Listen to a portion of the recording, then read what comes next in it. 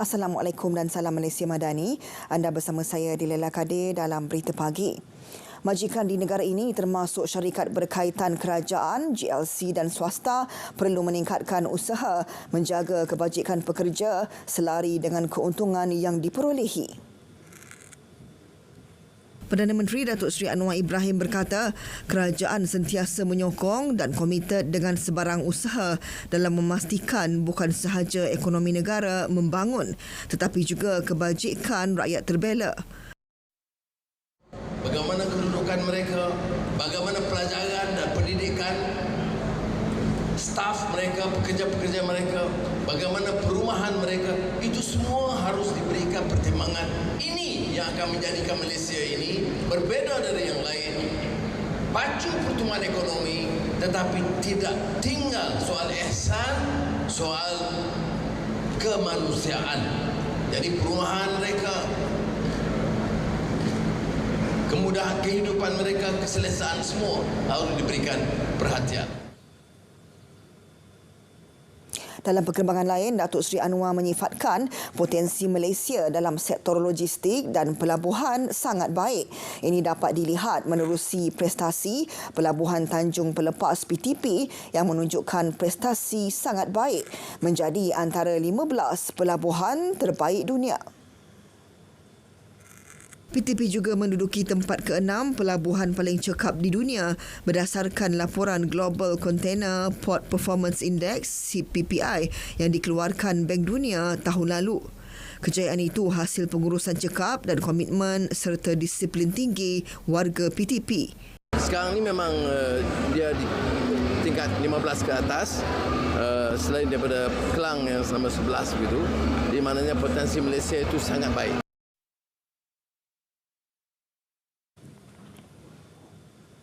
Tiada calon peperiksaan sijil pelajaran Malaysia SPM 2023 yang terjejas. Ini biarpun terdapat beberapa negeri terkesan akibat banjir ketika ini. Menteri Pendidikan Fadlina Siddiq berkata, calon yang terlibat dengan banjir masih meneruskan peperiksaan dengan dibantu oleh beberapa agensi kerajaan di kawasan yang terlibat dengan bencana itu. Setakat ini, tiada sekolah yang menjadi pusat peperiksaan SPM ditutup. Malah ujian bertutur bahasa Melayu yang bermula sejak Isnin lalu berjalan lancar. Katanya pelajar terjejas banjir dari Johor dan Pahang telah ditempatkan di asrama lebih awal bagi memastikan calon dapat menduduki peperiksaan. Calon-calon SPM kita tidak terjejas, mereka masih boleh meneruskan peperiksaan dengan dibantu oleh semua agensi. Jadi kalau yang ada terputus jalan, yang tak boleh sampai ke pusat peperiksaan pun, agensi-agensi kerajaan telah membantu calon-calon ini untuk sampai ke pusat peperiksaan. Alhamdulillah, semua berjalan dengan lancar. Peperiksaan SPM 2023 yang bermula 8 Januari hingga 7 Mac ini melibatkan 395,870 calon. Tiada sebarang laporan diterima pihak polis berhubung kejadian pecah rumah dan premis perniagaan di kawasan yang dilanda banjir setakat ini.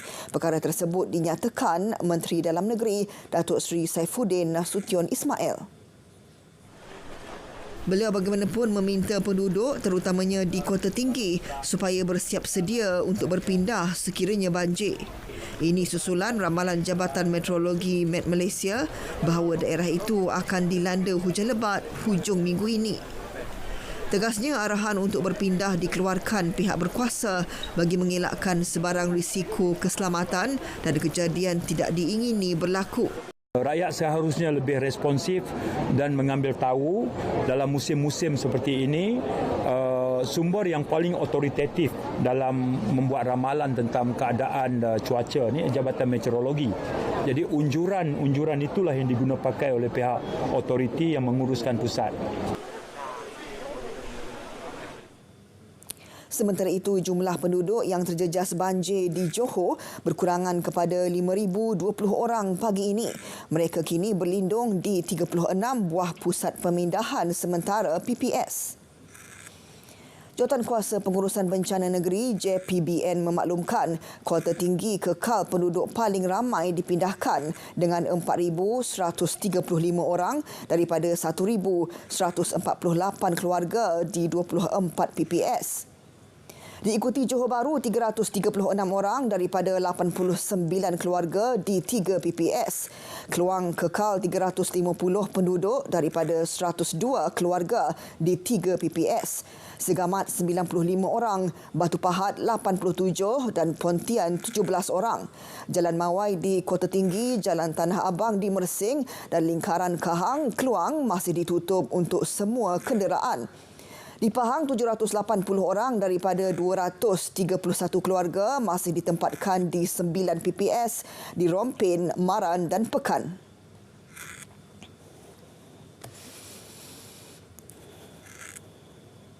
Yang di-Pertuan Agong Sultan Abdullah Riayatuddin Al-Mustafa Billah Shah dan Raja Permaisuri Agong Tunku Azizah Aminah Maimunah Iskandariah berkenan berangkat ke Forum Perdana Hal Ehwal Islam Diraja di Istana Negara malam tadi.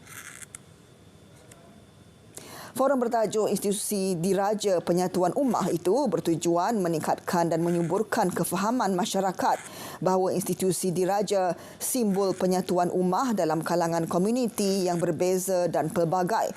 Forum berkenaan menampilkan Ustaz Zakaria Osman sebagai moderator bersama 3 panel, Timbalan Mufti Pahang, Datuk Badli Shah Alauddin, Timbalan Dekan Jaringan Industri dan Masyarakat Fakulti Pengajian Islam UKM, Profesor Madya Datuk Dr. Muhammad Izhar Arif, Muhammad Kasim dan Pensyarah Universiti Malaya, Profesor Madya Dr. Sharifah Hayati Said Ismail.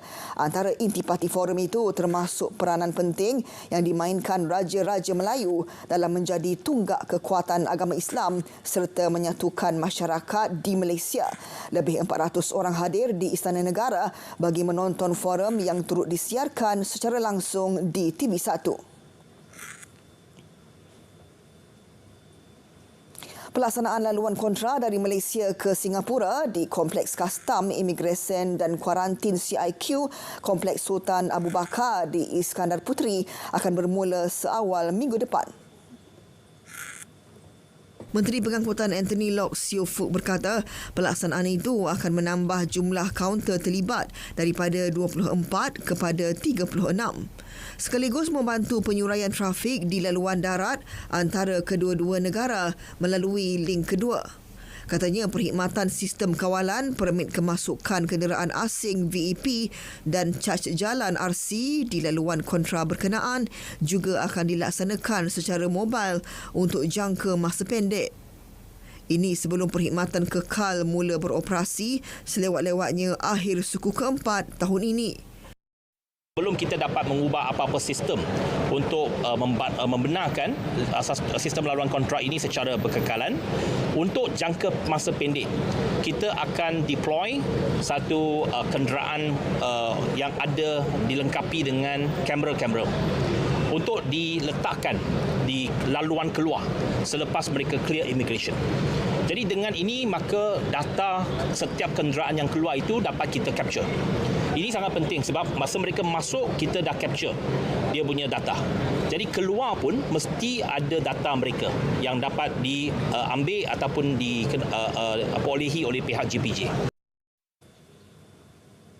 Suruhanjaya Komunikasi dan Multimedia Malaysia MCMC menyokong penuh komitmen kerajaan Madani untuk memastikan penyedia perkhidmatan rangkaian mudah alih tidak mengenakan caj tambahan bagi akses kepada rangkaian 5G. MCMC dalam satu kenyataan memaklumkan pengumuman Menteri Komunikasi Fahmi Fazil berhubung perkara itu adalah selari dengan usaha berterusan kerajaan. Ia dalam menyediakan akses teknologi telekomunikasi canggih yang adil dan saksama buat seluruh rakyat Malaysia. Suruhanjaya itu juga akan memastikan setiap penyedia perkhidmatan rangkaian mudah alih mematuhi komitmen yang telah dinyatakan. Sehingga 31 Disember lepas, perkhidmatan rangkaian 5G telah berjaya mencapai 80.2% liputan di kawasan berpenduduk. Baiklah, dari sungai ke segara, Palestin pasti merdeka. Berita pagi diteruskan dengan edisi Sabah.